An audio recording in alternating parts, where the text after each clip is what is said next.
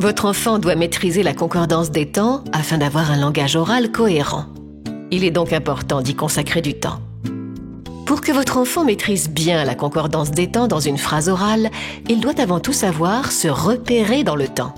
Plus l'enfant est jeune, plus cette notion du temps est floue. Si vous constatez que votre enfant a du mal à se situer dans le temps, vous pouvez l'aider à améliorer sa perception du temps. Montrez-lui qu'on utilise tous les jours de petits mots béquilles indicateurs de temps. Alors, listez ensemble tous ces petits mots indicateurs de temps. Puis, entraînez-vous à classer ces mots du plus lointain au plus récent. Pour cela, tracez sur une feuille une longue flèche qui sera la ligne temps. Au milieu de cette flèche, mettez un trait rouge.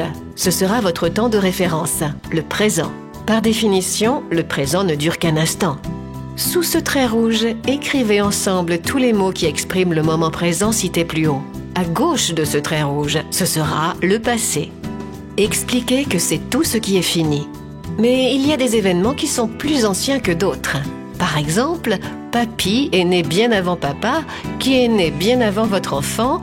Notez ensuite tous les petits mots indicateurs du temps passé, du plus vieux au plus récent. Jadis, tout à l'heure. Procédez de la même manière à droite du trait rouge pour le futur. Demain, dans quelques jours, en donnant à chaque fois des exemples concrets de futurs proches.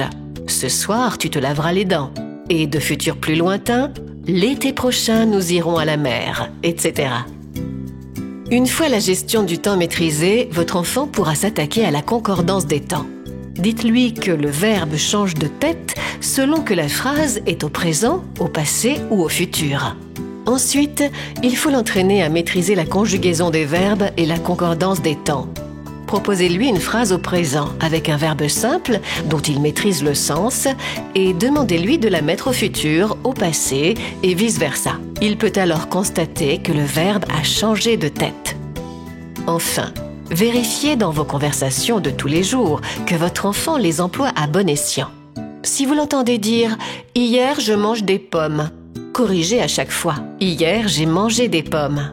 Reprenez-le systématiquement ou simulez l'incompréhension pour l'inciter à reformuler. Cela peut paraître fastidieux au début, mais cela finira par porter ses fruits. Et n'oubliez pas que vous-même, dans votre façon de vous exprimer, êtes son premier modèle.